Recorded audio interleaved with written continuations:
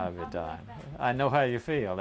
I'm a teacher, and I know how you feel when You're a teacher. when. Well, Yeah. when I was I had been a failure. Yeah. Well, when Judy? Okay. We want to ask you about some other people. We read the papers about your father and your sister getting carted off to Fort McPherson, and there were names of some other people from Hogansville who also got picked up. Do you know remember any of them? I can't call a name, but I knew. Well, in fact, when you're in a community like I was there, you just about know everybody's houses, and everybody's in the houses. But there's a thing, like I tell you, me calling names, since I've got older, I'm worse about it than I ever was. I call names. Do you remember the Horton Sisters? Yeah, yeah. We found their names in the Atlanta Journal, and we've seen them on our newsreels. Yeah. Yeah. Could you talk about the Horton Sisters? Well, they're good citizens, and I think done the things they ought to do in life. Did you realize that they were also got taken to Fort McPherson? Yeah. Well, it's taken wherever they were carried behind. Right. Yeah, they're going with them. And I think that there was Lovella, I think she was with Eddie May, the older sister. She was still coming back too, Lovella. And it's large, well, in a way I knew everybody that could might not call the names down, but I can't do it anymore. Who were the others? There was a man named Travis Sweatman. Huh? Travis Sweatman. Travis Sweatman. Yeah, Travis, yeah. Do you remember him? Yeah. Tell us about him. Well, I don't remember the job he had in the mill, but he was a good citizen and treated people right.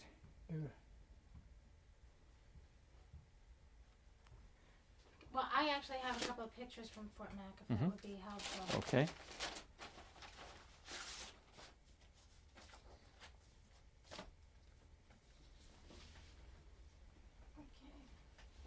Okay. That's a photograph at Fort McPherson. It's the men. Oh, that's a group of them that was set up there.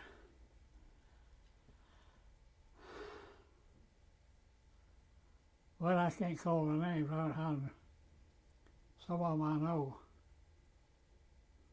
Well, all of them, I guess. But as far as calling the names, I can't call the names.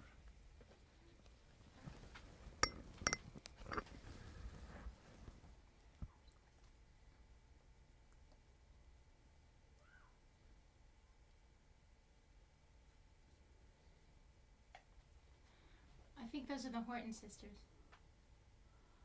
I don't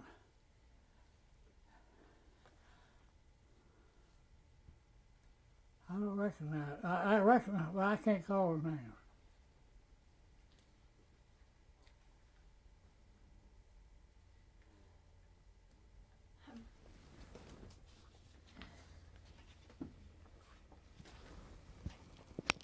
The fellas sitting on the trucks. Huh? The fellas on the trucks being carted off.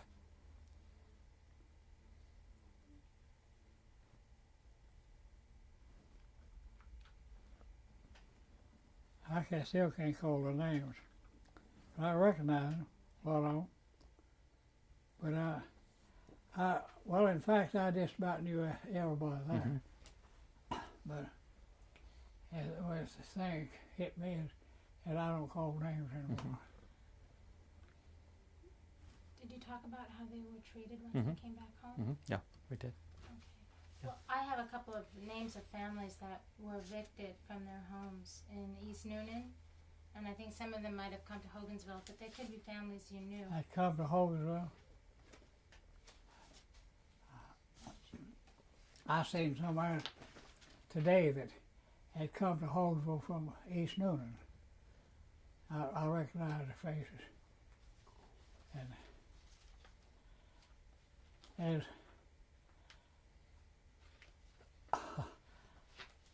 this little old girl, we lived neighbor to me, and I seen her today, and I remember when she was about that high, and she had always, like Ada May, she was always a talker, and done a lot of talking, and I seen her down there today, and she's getting on up in years old now. I'll just throw out a couple of names for you, okay? And these were families that were involved in the Union and who were forced to leave their homes from East Noonan, okay? The Bishop family. What? Do you remember the Bishop family, Maddie and Margaret Bishop? Yeah. They were there, Bishop. Well, this was a Maddie and Martha. Margaret and Luella. Bishop. Maddie, Margaret, and Luella Bishop. Yeah. Yeah. They had to leave East Noonan. They had to leave. They had to leave East Noonan on account of that, and they went to Hogansville. They come to Hogansville from that. I think they come to Hogansville from there. Yeah. Now, And some of the people that like that, they didn't let them go back in the mill, but most of them did go back in the mill. Some of them, they didn't let them go back. do you know why they picked some people and not others? Well, of course, it took too much. Well, they were too strong against the company. That's the main reason. If they're too strong against the mill company, they didn't let them come back and let them go. But of course, they couldn't let them all go, but they let as much of them as could. And in all the mills, it went right on up through North Carolina. That same thing was where I was at in Concord. That mill was shut down up there on account of it.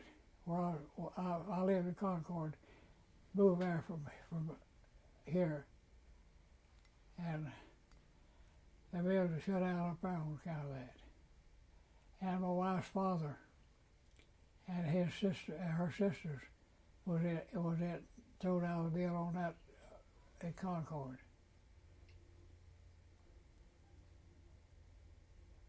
So it spread all over. It's been all the way up. I don't know how far, but it's all the mill companies they done. They just shut down all the mills. And I think it was a pretty rough thing to do. But they kept the union out. That's the main thing, they want to keep the union out. Union is a good thing in the right time, the right place. I lived in Wylam, Alabama, and I run a barber shop in Wylam, Alabama, and there's people working in a coal mine wanted to make it as much as some that worked in the steel plant.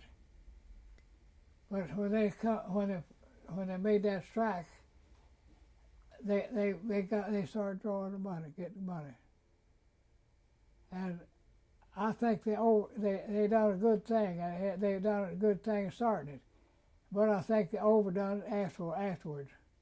It's all these mills has been overdone after they get them going. But the union is a good thing if it's used right. But if the right people get ahead of, they do it's a harm. Now you've got relatives who are in management now, I believe. Oh yeah, In the mill, yeah, I have. Yeah. My sister's son is really in the manager in the mill. How do you feel about that? Well, I think it's a good thing. I really appreciate he got up to that place. Now, we've heard a lot of people talk about, and I'm going to use an ugly term, they talk about lint heads. Lint heads, yeah. Some call people lint heads. That's a dirty name. Yeah. Of course, when I worked in the mill, I didn't feel I was like a lint head, but I felt like I was doing an honorable thing working there.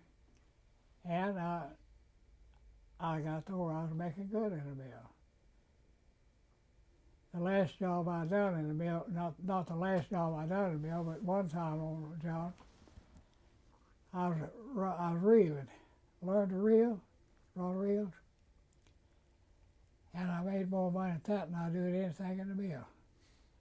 I've rod twisters and dog spinning and creel twisters and rod winders. I've done just about every job in the mill. How many years did you spend in the mill? Well, I spent altogether maybe about 8 or 10 years in the mill. And of course I quit that with the barber regular. Did it affect your health in any way? No, I never did feel it did. No, I never felt it. Now, a job I don't like in the mill, I did do it a while, is run cards. I didn't like that card room. There's too much dust in the card room. And some people can't take it in that dust in the card room. I have a friend up at Concord with a card grinder. But they had to let him go because he couldn't take that dust anymore. They sent him down to the machine shop. Well, when you were a barber, I believe you were also a doctor, weren't you? Some people killed me a little bit. I learned a thing from my mother, and I used it for a while, but I got to a place I couldn't make it. It cured cancers. I've cured a lot of cancers myself. So I've got 3 right now. I'd be glad if I could use that thing, but I can't use it. I can't. The stuff I make it out of what you call sheep sorrel. You go out in the cornfield and gather this sheep sorrel and take it and beat it up as fine as you can get it, and then squeeze all the juice you can get out of it, and put it in a glass. Put it in a glass and break a corner out the top of that glass, and then put a cover over it and set it on a flint rock. And in about 3 months, that'll make a brown save. And that brown save, you put that on a skin cancer and cure it. And I've cured many skin cancers myself with that brown save that I made. But the last 2 or 3 times I've attempted it didn't work. I don't know why. Yeah. Thank you. Okay? Yeah. Okay. Well, I would be glad if I could go back to that. But the last 3 tips I made, it didn't work. Mm-hmm. And I've taken them off myself and off of other people. That's interesting. I have a question. Yeah. Mr. Zimmerman, well, you could ask him, so that we don't ruin the outline. I just wonder if there are any folks who, after the strike, left the village and never came back, and he's never seen them again. When, after the strike, the people who got laid off, did any of them leave the village and you never saw them again? Yes, that's one of them left there. And some of them left, and was ordering me for bar work. I never seen them more. But if I was there, And if I could do them a favor, I'd be glad to do it anyway, whether they pay me or not. Where did you think they went? Well, they went to different mills. Two or three of them I knew went to come to Atlanta from down there, and some went back down in Alabama and different places.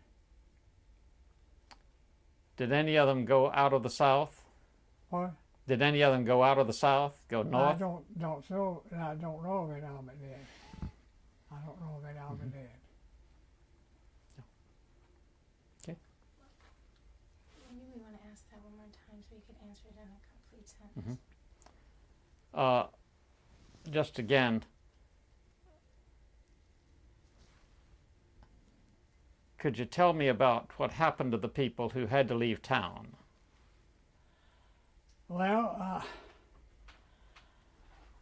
they had, I imagine the ones that did have to leave had to do, had a pretty big job to go and replace again somewhere else, because it's a man out of a job, and they have to get where they go any way possible to do it, to make it. And sometimes it made it pretty rough for them to have to do it.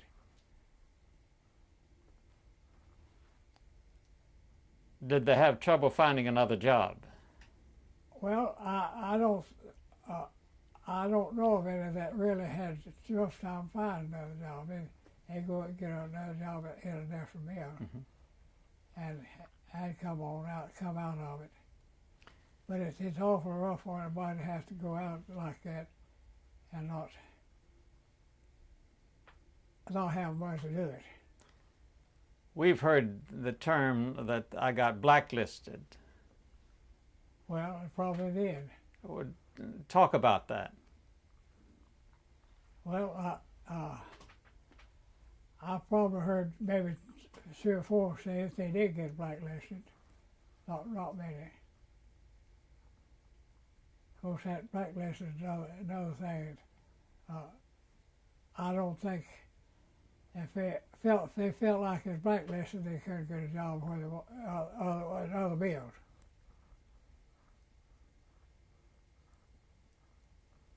Okay. Mm-hmm. I'm just wondering how he felt about his father and his sisters involved. We've talked with, yeah. Mm-hmm. Okay, anything else? I have more names, but No, I'm not sure okay. they'll be effective. Okay, thank you. Yeah. Okay, we can put on ahead. Yeah. Yeah. I'm sorry. Do you want room tone or anything? About 1547. You have room tone? Like Yeah. right. Okay.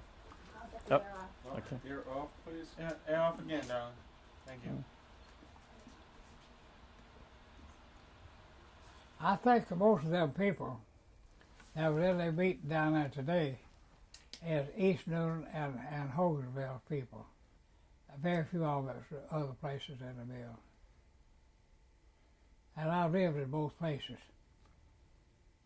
I went to East Newton in 1914. Went to work in the mill. I've had job oil and banding. I had been running sections some in the mill. I've done just about everything in the mill, but I turned to barber and let it get out of it. What were conditions like in the mill? Well, of course, people can make an honest living. That's about it. Not many people. Well, I've known people that worked in the mill and save enough money to start into something else and turn out pretty good with it. Turn out pretty good in other business. If he's working in the mill, he knows he's got everything he can get. That's it. Unless you get to be an overseer in the mill, you just do make a living. That's it. That's all there is to it. And that's the main reason I left the mill. I wanted to make more than just a living.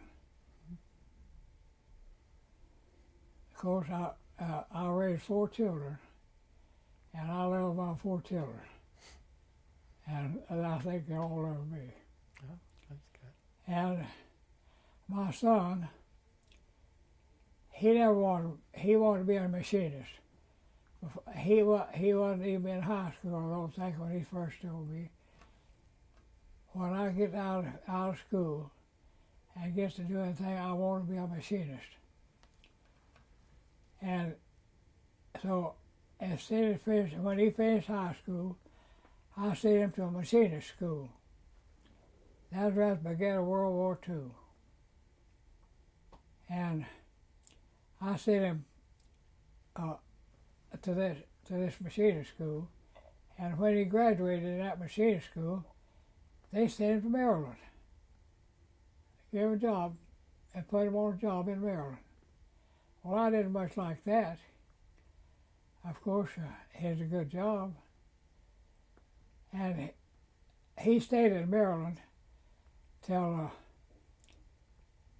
after they get the post. Nearly all the boys have been drafted into service.